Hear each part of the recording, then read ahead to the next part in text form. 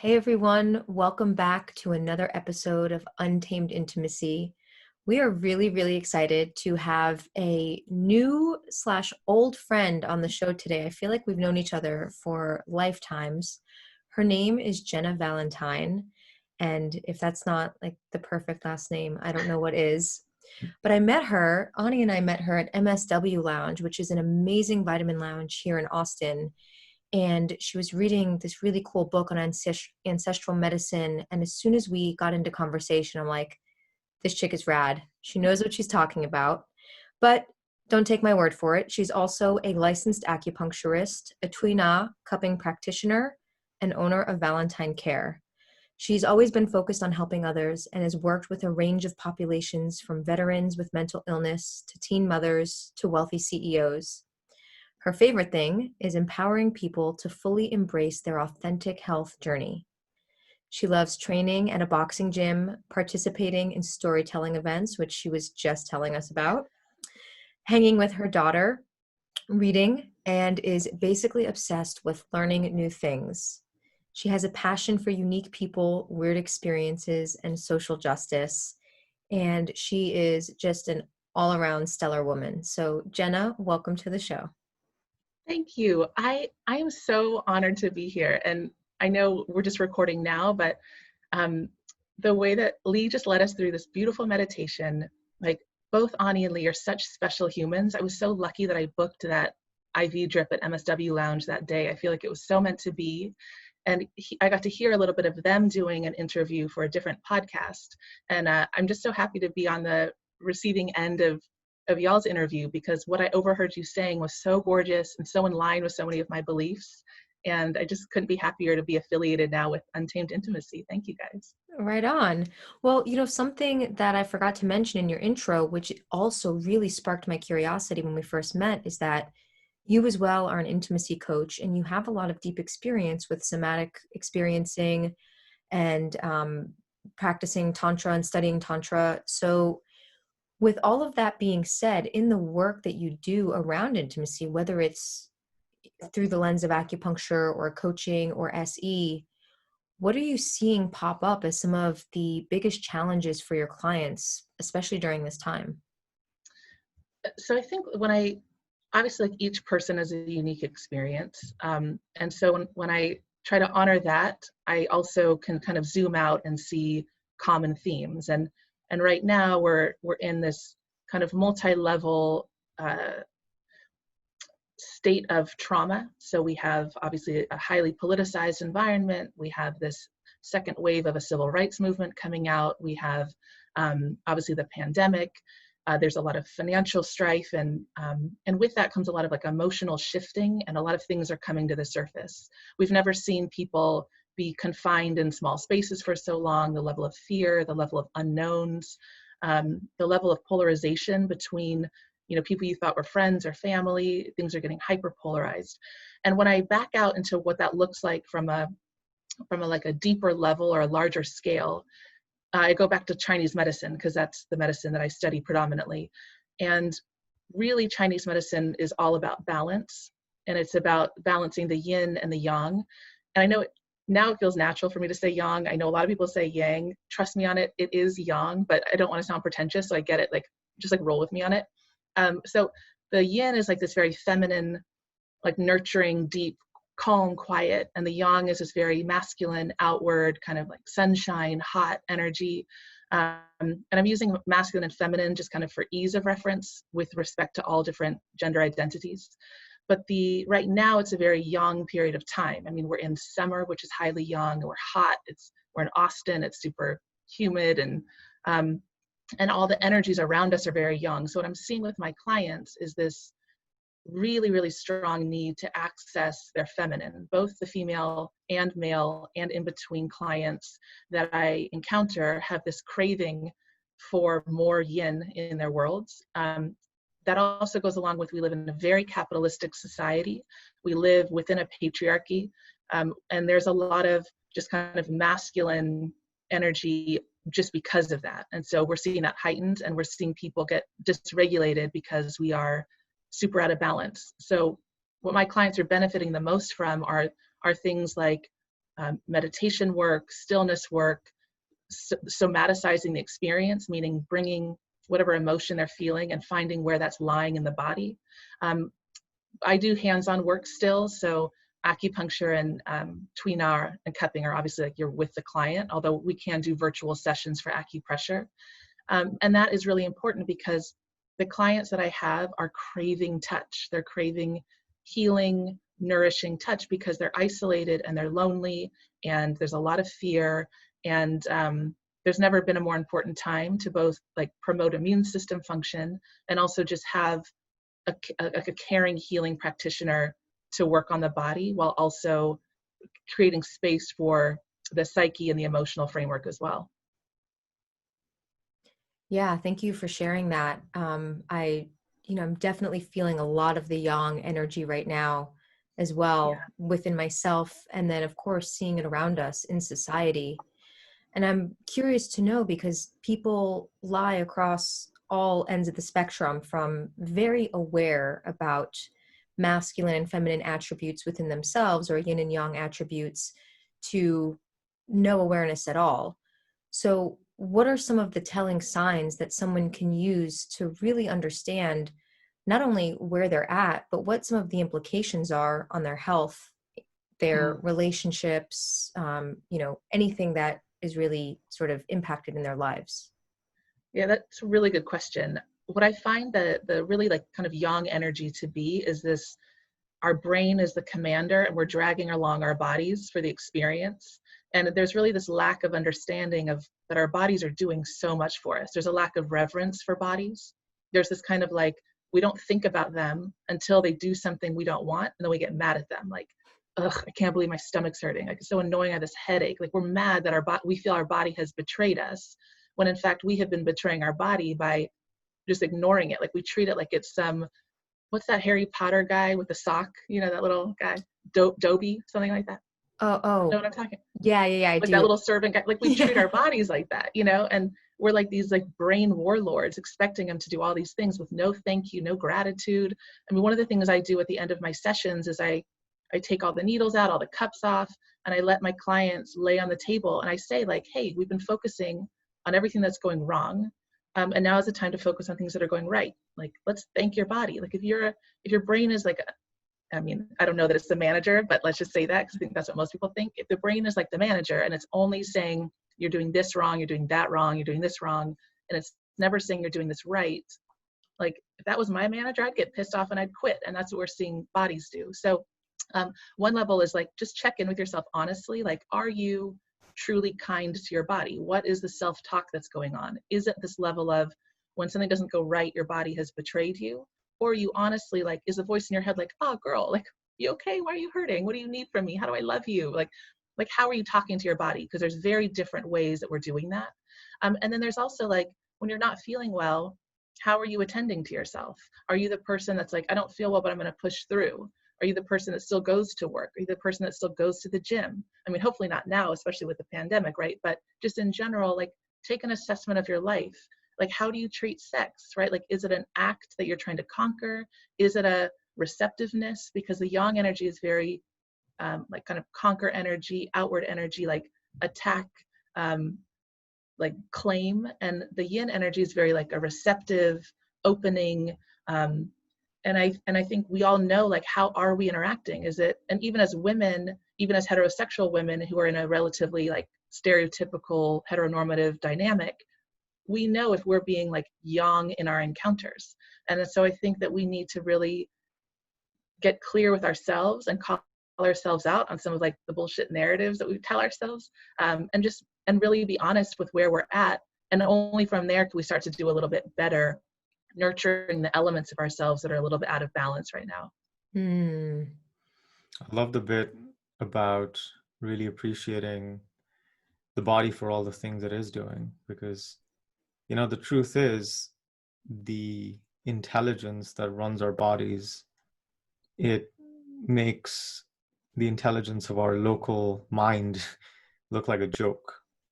I mean, we have Yeah. 70 trillion cells, and we, these cells somehow self-organize to be our livers, to be our spleen, to be our kidneys, to be our skin. And seemingly without a single conscious thought, these cells function and they communicate with each other, and they essentially create what we think is our body. I mean, the entitlement is really real, right? It's Mm-hmm. our body, it's my body, right? I do what I want with my body. And, you know, it begs the question, right? When I think of myself, who is the I here, right? And we're so used to thinking of the I as something mental. We forget that this is almost an ad hoc assembly of energy that's being combined to form this organism. And we live in a state of separation from ourselves. We live in a state of separation from our bodies. We live in a state of separations from our hearts. And something Lee and I, you know, we were in a practice this past weekend, and during, you know, some of these times, I sort of channel wisdom from far outside my local storage. And the words that came out were, everything in the universe wants to be appreciated. Everything in the universe wants to be appreciated. And it really rang true because, you know, every single aspect of the universe is still an aspect of the universe. And whether it's really, you know, toxic masculinity like Trump, you know, a really toxic display of power, whether it's, you know, someone who's out there saving dogs from the kill list, you know, or my fingernail, or, you know, a hair follicle, or a blade of grass, everything wants to be appreciated. Tell me a little bit about how you see this idea of gratitude and appreciation, especially with people's bodies, play out. And what are some challenges that people face in your practice? And what does life turn into? What does the experience of reality turn into when there is a lack of this appreciation? I love everything you just said. Like, I feel like I need like 20 minutes just to sit with it. So I'm gonna, like, forgive me. I'm like, yes, all of that. So one of my professors, I forget which one, once said that where attention goes, energy flows. And it's similar with gratitude practices, right? So most of the time we're not aware of like our pinky toe until we hit it on something, right? And then we're super aware of it. But if we sit there with awareness and we think about our pinky toe, we start to get this weird, like, kind of buzzy feeling. We're like, it feels kind of, you kind of want to shake your foot. Like, it's just odd, because we really can control where our awareness is. And with that gratitude, when you can really flood your system with it, and even your partner or partners, like if you can really truly appreciate them and what their bodies and how their energies are organized, it's a really beautiful gift to, like, with full listening, attend and appreciate to both yourself and to somebody else. I think when that goes awry, and when the talk that's, you know, when you talk about like the who is the I, we all have a voice in our head that's kind of like narrating our experience, like, oh man, you shouldn't have done that, or like, oh God, do they notice my pimple? Like, we all have that, right? Whatever, like, I can't believe I said that, or do I look stupid? We all have something. Sometimes that voice is really kind. It's like, you're doing great. It's like a cheerleader inside, and that's the goal. And then outside of that, there's another entity that's kind of watching that person narrate the life, right? And you can kind of get really like expansive around what that is and what that looks like. But when you can kind of get a sense for when you allow yourself to really feel into who you are, the shadow parts of yourself, you know, the parts that you're like, oh man, I hope no one has noticed that about me. And you have love for those as really intelligent, protected entities that have served you at some point. What I see in my clients is and myself, is that there are these blocks where we've done certain things to adapt, both physically, you know, like maybe we hold our shoulder up because we injured it, or maybe emotionally we guard when someone compliments us, whatever it is, whatever our patterns are. And as we get older, instead of actually doing the work to figure out why we were doing that and like the benefit of it and how beautiful that was at one point for us to survive, whatever situation we are in, we recognize it as unhelpful or maybe like a more immature way of dealing with it or undesirable, and then we shut it down. Like we're like, oh shit, like I don't want that to be part of me. And so we just try to ignore it and stuff it away and hope it'll go away on its own. And I think most of us know like that's just not going to work, but we still try. And so I think with the clients I see and with the work that I do, the goal overall is to say like, okay, everything that we've done is adaptive in some way, and it has helped us at some time. And now let's like turn those stones over and see if they still serve us. Because I know for me, I can tend to have a very yang energy at times. And when I think about like, okay, I also want to up my yin, it makes me super sad to think about losing my yang, because I love that part of me. Like I love being like aggressive and focused and like attack mode. Like I find that super fun. It like gives me a lot of heat and energy. I don't want to just be like kind of a melty, bubbly blob. Like sometimes I do, but not all the time. But what I had someone frame it for me as like, okay, so if you have 3 huge wheels on a car filled with yang and you have one tiny little one of yin, you don't have to shrink those 3 wheels. You can just really increase that other yin one. And that has been a message I try to give to my clients. It's not that we have to take away aspects of yourself that you love and still find helpful, right? This is nonviolence. If it's still serving you, let's keep it and find a way to work with you. But if it's not serving you, let's like retire it. Let's like let it go out to pasture and graze and live a super happy life, you know, and acknowledge it and thank it, and then move forward. Because clients, especially the couples that I work with, when they just, and again, like I have this with myself too. Like I think I told you guys in the intake forums, I'm like, my biggest life mission is just get out of my own way. And I feel like I have clients that feel the same way. They just can't get out of their own way to fully embrace a partnership that's being offered to them. They can't even receive the gift of the partnership because of histories that they've not attended to yet about lack of worthiness or you know, if there's like in the past, if there's been, you get something, but there's something attached to it. So they're suspicious of gift. So a lot of it is like, let's like really cheer on those parts of yourself that were like, hell yeah, you guarded yourself like a champion at 9 years old. And now you're not 9. And let's see if you still want to guard yourself that way. And the gratitude can come in both to the current self, but also these kind of shadowy selves where there's some shame and some regret and some guilt and some like, I know I can do better. And instead we just kind of like cheer those things on for their little beastly selves and love them too. Yeah, I love that. Yeah, there is something really poignant about the phrase receiving the partnership, because the receiving is a predominantly yin energy and it's a yin shape. And for a lot of people, especially who experience some kind of childhood trauma, and you know, in our work we see, you know, most people have at least one or multiple experiences that, you know, were too much for their system to handle. And either they were too young, or it was too intense, or there was violence, or there was some sort of abuse. And the system had to adapt, as you said, right? It had to reshape itself to really guard against this threat.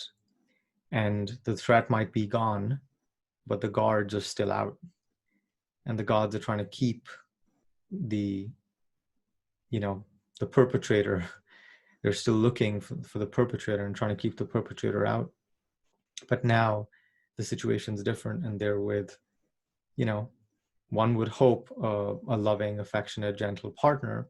But typically what attracts us to a partner is usually a trauma pattern that locks perfectly, where, you know, one person's trauma really matches with another person's trauma, and we come into partnership really to do our own work, our own emotional work, our own spiritual work, our own growth work. Well, I think that's like the divine intelligence of it. As we've been in our relationship, our traumas fit together like a jigsaw puzzle. And so, you know, some of my tendencies trigger Ani's deepest core wounds and vice versa. And so it's fascinating to see that for what it is, other than, you know, the fact that I might want to call him an asshole or he wants to call me something else, you know. So I'm curious because you'd mentioned shadows and integrating shadows. And I think this time of coronavirus, of, like really, really seeing systemic racism for what it is, in a very confrontational way, and many, many other things that are happening in the world right now are bringing up all of our shadows individually and collectively. So I'm curious to hear, how you work with clients when two people are in a partnership and their shadows are coming up, because they can be some of the most challenging things to deal with. And I know that there's a lot of shame, anger, resentment, that can happen in the relationship. So how do you help clients work through those things and help them to see the gift or a space for gratitude, even in that kind of challenging experience? So yeah, I mean, those are really good points, especially to bring up like how this time in particular is bringing up the shadow self. And I want to say like, what a gift. And I do mean that, but it sounds so cheesy, to be like, oh, it's such a gift to like get to look at all the crap, there's a phrase, it's like, what is it? Another fucking growth opportunity, AFOG, whatever the acronym is. And so it feels like in a time where we're already at capacity, we've now been given these like opportunities for growth, but we're like, I can't grow. I'm super tired.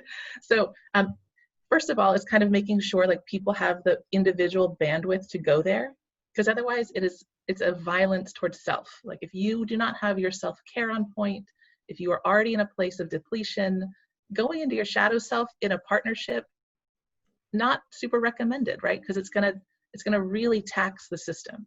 So oftentimes there's a period of like, let's pause on getting into this deepest core trauma stuff and let's boost your body. It's like whatever your thoughts are on vaccines, if you get a vaccine, you don't get it when you're feeling sick because it taxes your immune system. So we make sure the body's healthy before it receives this kind of aggression on the immune system. And so it's the same with partnership work. Like, is your body healthy enough? Is your emotional framework healthy enough to sustain relational work? And sometimes relationships have to hit pause. We all know the people that are like I call them over processors. It's like sometimes couples just need like flippant fun where you're like scrolling through dumb memes and like giggling about it. Like not everything has to be this like, when you said this, I felt this, and I need to talk about it for the next 4 hours. Like sometimes you just need to like fuck around and be silly, And especially if you're in a place where there's a little bit of a vulnerability of self that's going on. So I don't think everything, I think we have to look at the individuals and then we have to look at the relationship, because if two people have been drawn together, like I call them like the narcissist and the narcissist fertilizer, and like if it's that kind of partnership, learning within that framework is not super beneficial. So there are certain partnerships that need to be reevaluated. Like, is this actually the format that you're going to go do self-work in? We have to have discretion with our hearts. We have to have discretion with who we open up to and are vulnerable with. And we're not always in a partnership that's going to support that. So I think we have to be honest about where we're at for ourselves and who our partner is and whether or not they have the capacity and desire to do that work. Often, if I have couple clients, it's like one's kind of like very clearly dragging the other one in. And it's like, oh man.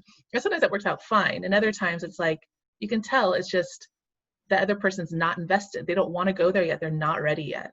And we have to honor that, even though it's really sad sometimes to be like, I think you guys have categorically outgrown each other at times.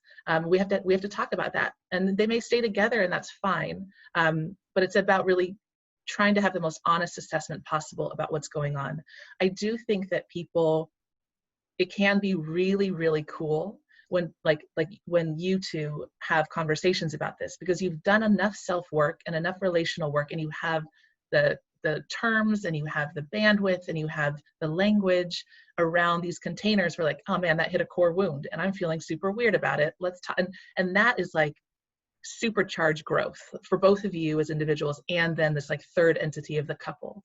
But not everybody has that, right? So we have to just be as honest as possible about where that is. And again, a lot of it is like self-work, self-care. I'm constantly harping on like, what's your self-care been like? How are you self-caring today? It's as much of a reminder for me as it is for other people, because I'll be like, my daughter will laugh because I'll ask her if she's had enough water, for example. And if I ask her more than 3 times, we know actually I'm the one that's thirsty. So we'll do that sometimes, like, or I'll be like, do you have to pee? You should pee. And then she'll look at me, she'll be like, Mama, do you have to pee? I'm like, damn, I do. Like, it's me. And so I think like we can watch couples do the same thing, where like one will be like, I feel like we should talk about, you should work on this, this classic projection pattern, with the best intentions. And that can be a lot of information for what like each person's experiencing, as they're able to skillfully like mirror back to each other, who they are, who they want to be, what their visions are, what their goals are, who they used to be, this whole spectrum of relationship.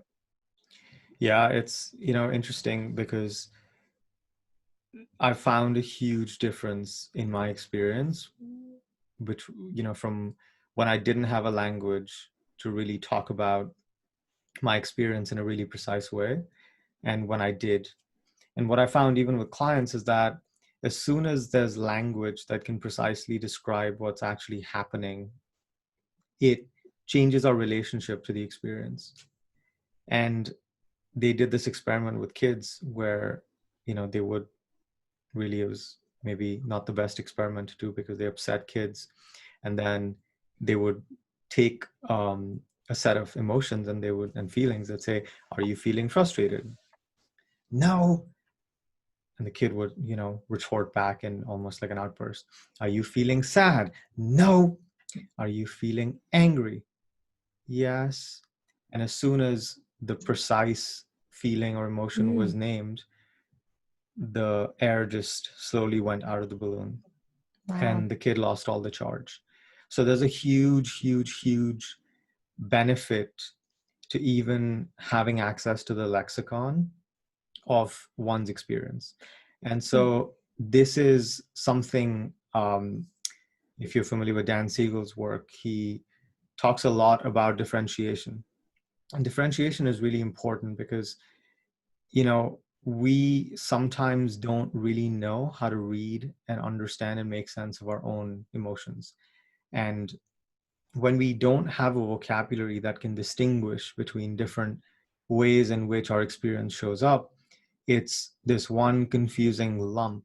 And typically what we do with, a big ball of emotion is that we avoid it. We run from it. We try to block it out. We dissociate if it's too much.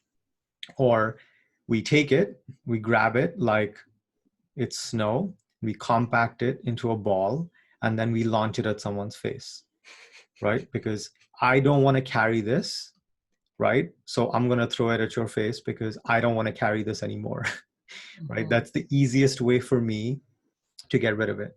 And so this idea of really differentiating and understanding at a finer grain level what my experience is I think a really invaluable tool for, individuals, especially couples, because in relational dynamics, a lot of stuff happens that isn't precisely located. And so a tool for those listening can be Marshall Rosenberg, who created nonviolent communication. His store sells these feelings cards, and it's just a pack of cards, just feelings like feelings and needs. And I feel like every couple should own one of those, so they can, when stuff is coming up, they can just scroll through it and be like, am I this? Am I this? Am I this? And what usually happens is, as soon as you can locate for yourself or for your partner what's happening, the air goes out of the balloon and the system can just be like, because going back to it, everything in the universe wants to be appreciated. And the way we appreciate things, emotions, people, objects, is with our attention. And we can't have appreciation without attention. And most things are starved for attention. And when we talked about this in the context of the body, most people don't pay any attention to their body till something breaks down, right? So literally there is less energy flowing in the body and the energetic composition of the body is very different, and it's slowly being deadened. And, your work obviously deals with the energetics of the body and restoring the flow and restoring that vitality through acupuncture and manipulating, the meridians through which energy flows. And so I really think, this idea of differentiation is so key, because without that level of awareness, that fundamental level of being able to observe, even our partners, and saying, hey, like, I notice that you seem a little different. What's happening for you right now? What do you need? What's coming up for you? um, that level of attention, that level of nuance can really be supportive, because people just want to be seen. People just want to be known. They just want to be felt. And sometimes the loneliest people are those in relationships, because they are with someone so much of the time, but they don't feel seen. They don't feel heard. They don't feel known. And they're like a plant that's withering in the corner because there's no attention being paid to it. Just in case you needed the very sad imagery. I know. I mean, first of all, I think like the way you two look at each other is so gorgeous. Like if people want a model for what it looks like to see each other, it's like some couples don't even make eye contact, right? It's like, I bet there are partners that couldn't even tell you the real color of their partner's eye. Like, does it have flecks of gold or, whatever? Like, people are not, they're kind of looking at each other, but not seeing each other. So I love watching the way you two look at each other. It's so sweet. Thank you.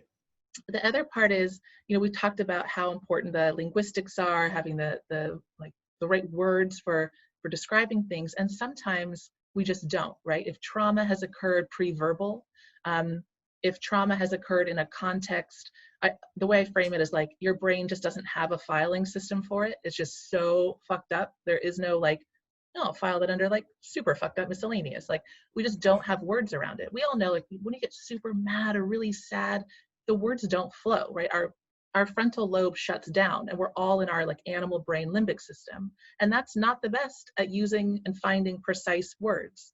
So that's why I love having the combination of acupuncture and body work, the tuina, the cupping, because what that does is it gives the frontal lobe a break. It's like, hey, we're not going to, before it was like, what am I feeling? Tell me what I need to do. Like, why am I doing this? Why do I feel this way? And sometimes the brain's like, I don't know. Like, damn. And so what we can do is we can just give the brain a break, take the pressure off, access the body, do this somatic experiencing exercise work where it's like, you don't have to tell me why you feel angry. Let's just look at how anger lives in your body. So people start to notice, like, and they'll be like, nowhere. And then, we'll sit for a while and they're like, oh, actually, like my stomach feels kind of weird. I'm like, all right. Or, they notice their chest feels tight or their throat feels constricted or, their left eye starts twitching, whatever it is, their toe, whatever their system is trying to do with that energy can then inform the body work that I do to allow, without ever needing the words for it, to allow that body system, I call it metabolizing the experience. So in the same way, like we put food, we choose the food we put in our mouth, we choose to somewhat how long we chew it. And then we kind of were like, whatever, now the body's got it. Like we don't think about the rest of it. And it's the same with certain experiences. We choose to find a modality to help us. And then we're like, now I'm just gonna let the body do it, right? Like the body knows what to do if you just let it. And so sometimes if like over talking a certain thing is just, at a certain point, it just becomes unhelpful. You just hit a roadblock because no one's gonna remember if a trauma happened at 2, or 3. You're not gonna have, even when you're younger, the language you have is so different that we can't necessarily talk our ways into healing. We can talk our ways into like, I think this may be, or this is where my body's trying to work. I feel, there are women and some men, who can't access orgasm, right? Like that doesn't have to be the case. There are people who are like just so out of touch with their body. We have to start from ground zero. Just feel the floor, feel your feet on the floor, and then there are people who are hyper attuned to their body. So it's almost like they're flooded with sensation. Everything is jarring and we have to calm the nervous system down because the body is like Ani, you talked about guarding. The body is on hypervigilance. And again, there aren't going to be necessarily words for that. Also, I mean, as humans, we are so adaptive. It's awesome. And it's also like, we'll adapt to really bad situations. Like there's that, I forget who did the research, but it's like 10% of our happiness is actually experience. The rest is like genetics and, and like our mindset. But it's like 40% mindset, 50% genetics, and 10% just like straight up choice. Or I mean, 10% experience. And so, so within that, there's like a lot of how do we get how do we get the body system to flow so that we can maximize our own experience for working through these emotional patterns that we don't have words for. Yeah, you answered some of the questions that I had already, but I'd love to hear, maybe we do like a round of like quick shares.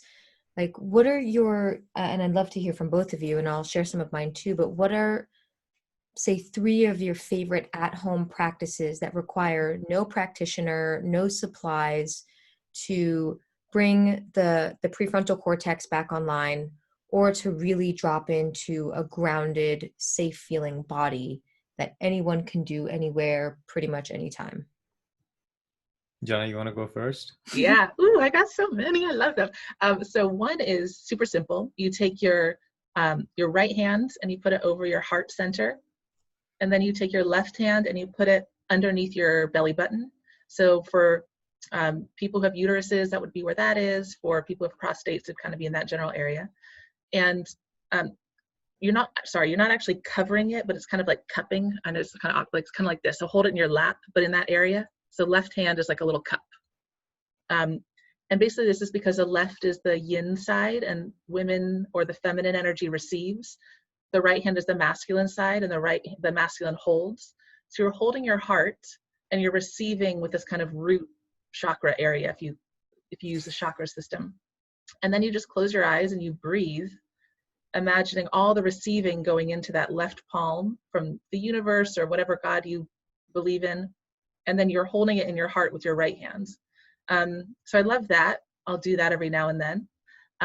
There's another great one, which is there's a cool acupressure point that's just kind of in the top of your ear. There's like a little divot. You can just squeeze it. Can you all feel that? You just kind of squeeze the top of your ear. Don't overthink it. It's not like you're not going to mess it up. So you just squeeze there. And that, like, I call this the shush button, where you're just like shushing the nervous system a little bit. So those are 2 that I love. The other one is just, to be honest, there's like a little meditation that's called the inner circuit. Is that what it's called? Shoot, I can't remember the name. Small heavenly circuit, something like that.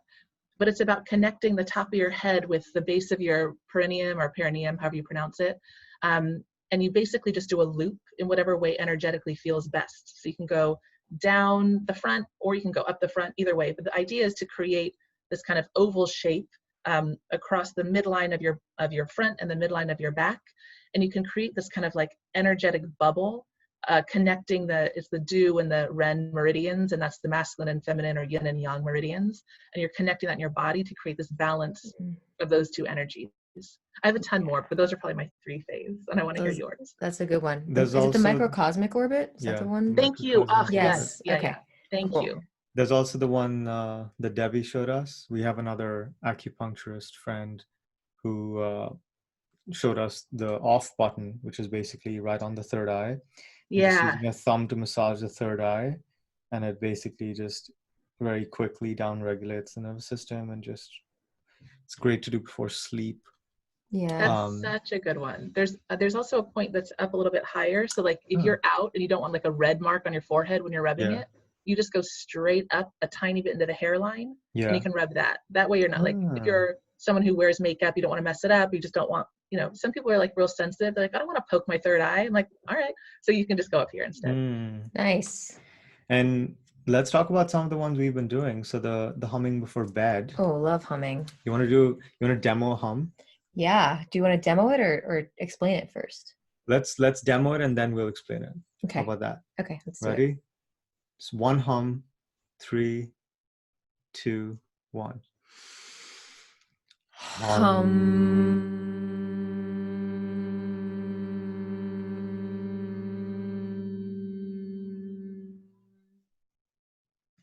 Oh, a good one. Nice.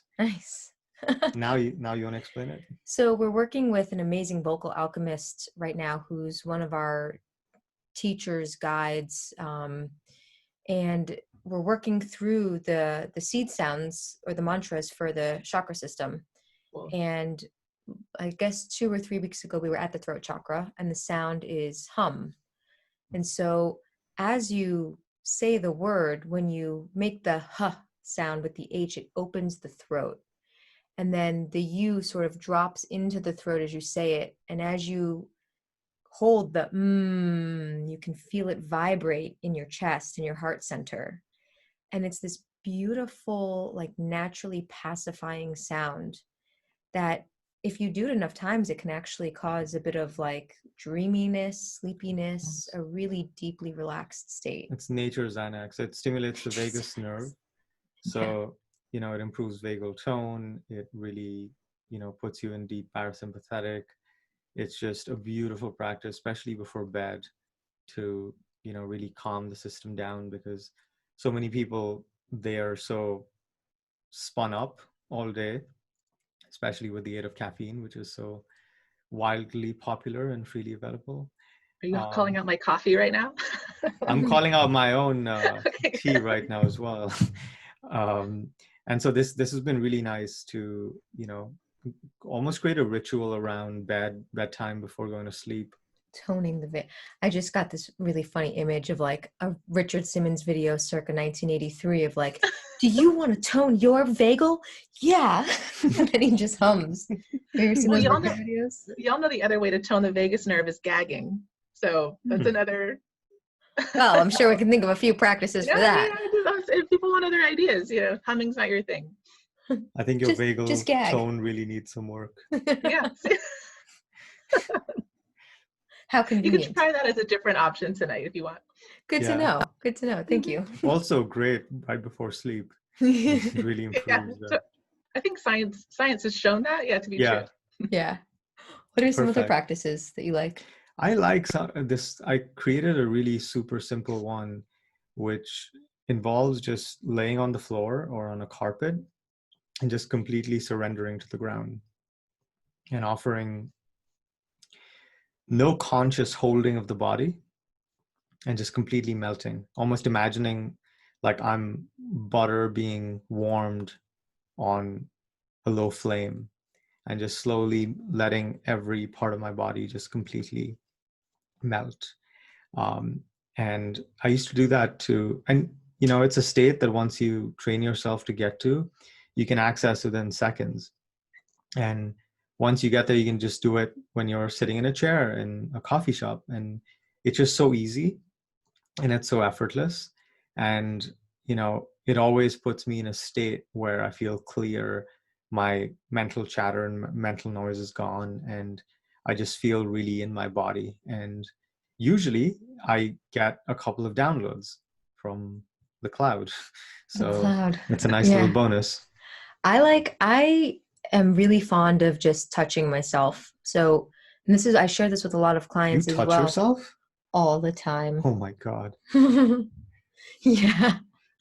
And so a lot of times when I feel my system go offline, just intuitively I'll rock my body. And it's like a self-soothing mechanism. But I really love grabbing the sides of my arms and just squeezing right here. And it feels really great to be held pretty, firmly here, whether you're being cuddled by someone, hugged by someone, or even by ourselves.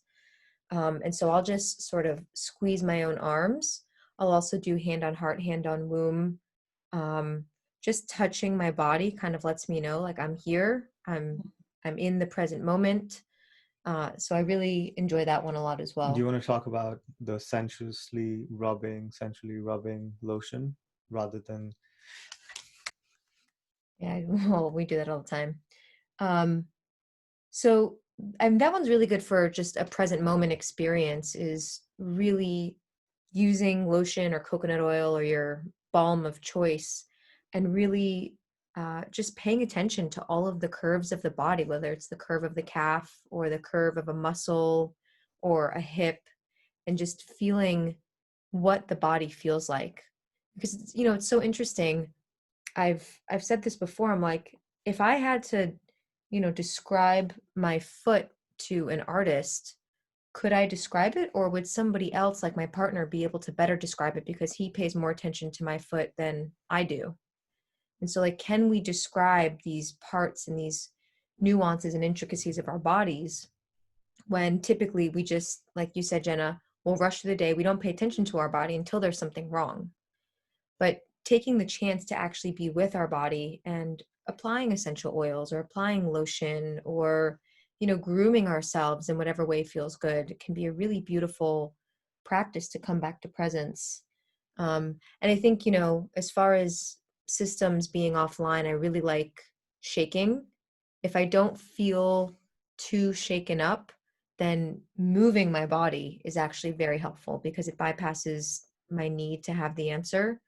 And I'll stretch, I'll jump up and down, I'll shake my hands out, I'll flutter my lips and shake my head.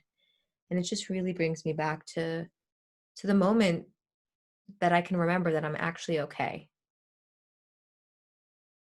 Yeah, those are, I mean, I heard someone, he's a friend, not a client, but he said whenever he starts to get upset, he just like gets naked and jumps up and down because he's like, no one can take themselves too seriously when you're naked jumping up and down, especially as a Yeah, man, especially as like a exactly. middle-aged man. And I was like, man, it's like a really great idea, like just super humbling.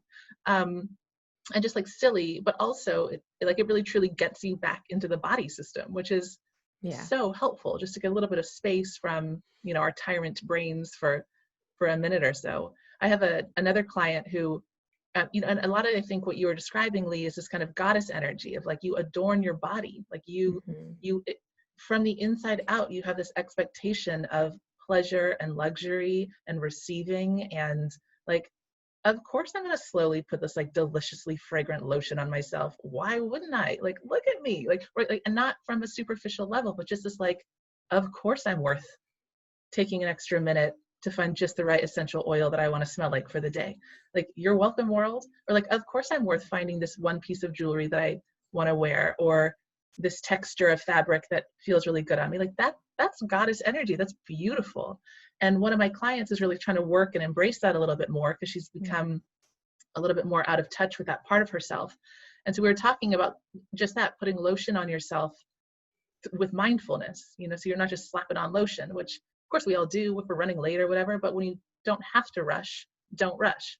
And Right. and she was so clever because she's also having trouble vocalizing certain aspects of her life. So she was like, I was putting lotion on my neck, and we have her do some of the humming exercises as well. And she's like, and I realized like I'm going to put it up because I want the energy to be up and out. And I'm like, I love it. Like you're adding on important little, you're honoring yourself, you're sensing where the energy is, you're really like, taking these moments to show your body like I love you. And what the kind of theme we've been talking about, I'm giving you attention, I'm noticing you, I'm giving you appreciation.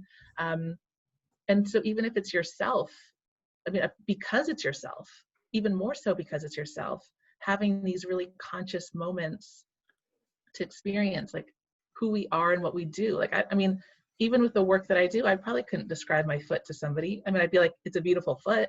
I love my foot, but I wouldn't be able to give you like the nuances of the foot. Right. I could probably choose my foot out of a lineup. I hope so. But Guilty.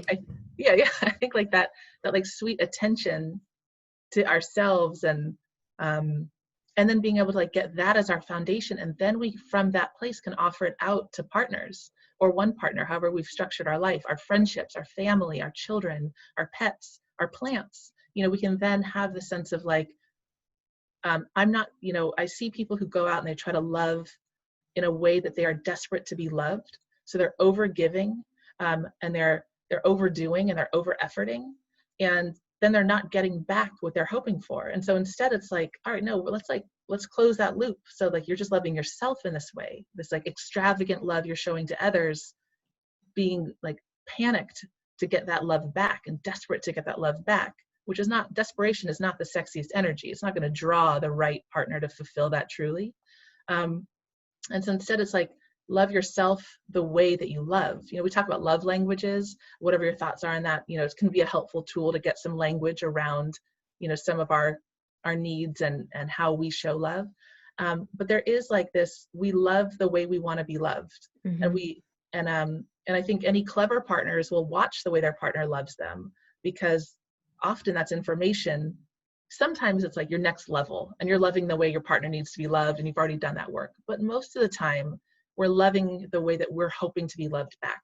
And we see that like play out emotionally. We see that play out with gift giving. We see that play out sexually. We see like this kind of like okay, I'm going to go down on you because I really want you to go down on me, and no one's talking about it. It's like, then the person doesn't, there's all these like weird dynamics that start to play out. And if we just realize like, oh, I'm doing the thing, like I'm offering you water over and over and over again because I actually need the water. And we're doing that in our relationships.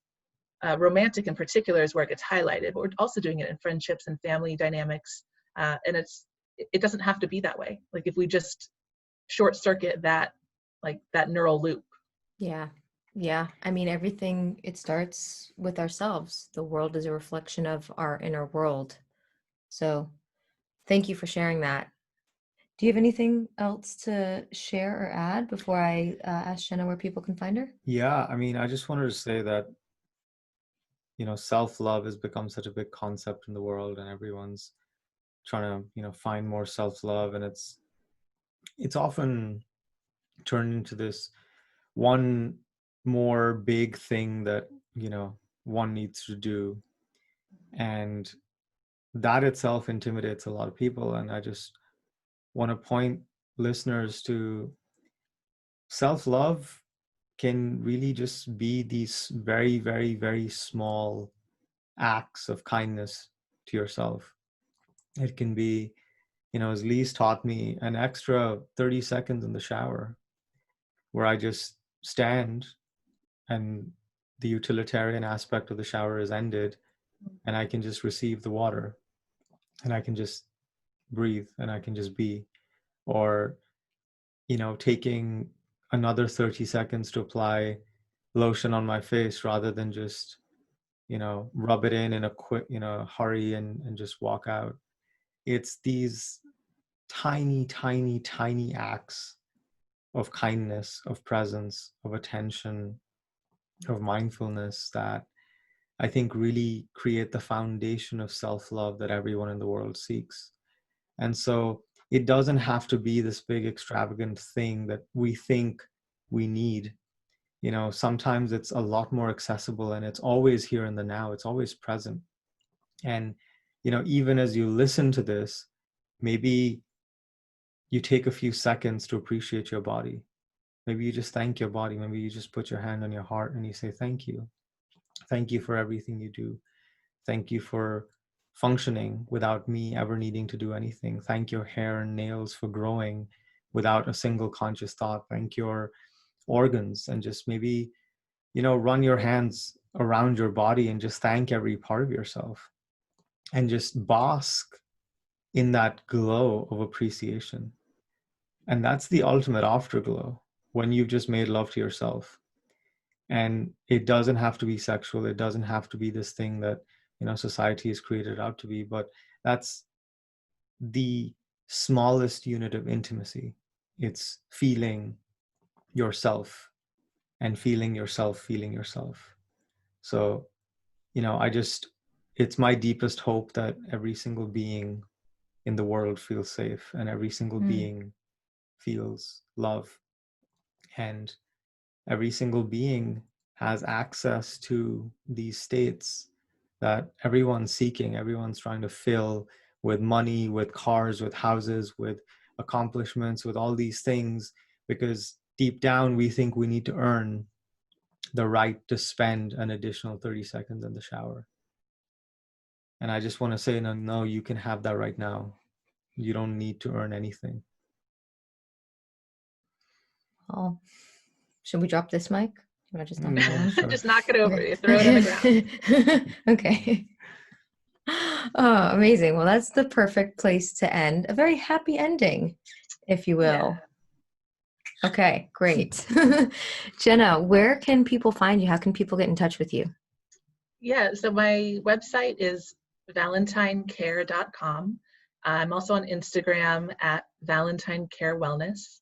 Those are probably the two easiest ways to get a hold of me. They'll have the phone number and the email address linked through there. So I'd love to hear from you. I'd love to, I do 15-minute free consultations. I'm offering a discount for anyone who mentions this podcast if you want to book a session. So reach out, let's start a conversation and see if I can be of help to you. Yeah, Beautiful. guys, if you have the desire popping up to talk to Jenna, we can't recommend her enough, and she's just a wonderful, wonderful, wonderful human being. So yeah, we're seeing her tonight. So we're very we excited to can't wait to receive. experience your work. I'm so honored. Thank you guys. This has been really lovely. And I'm so glad that you two are in Austin now. And I can't wait to refer the world to you. I mean, I think it's so powerful to have a couple who's doing this work together. Like that is just, I think, going to be unparalleled, because you can draw from your experiences together, helping couples and singles navigate what they want and what you two have created. Yeah. Yeah. We're very, very grateful to be here. It's a deep honor to do this work. Yeah. And also very much of an honor to have you on the show today. So thank you so much for your time, your energy, your wisdom, and your humor.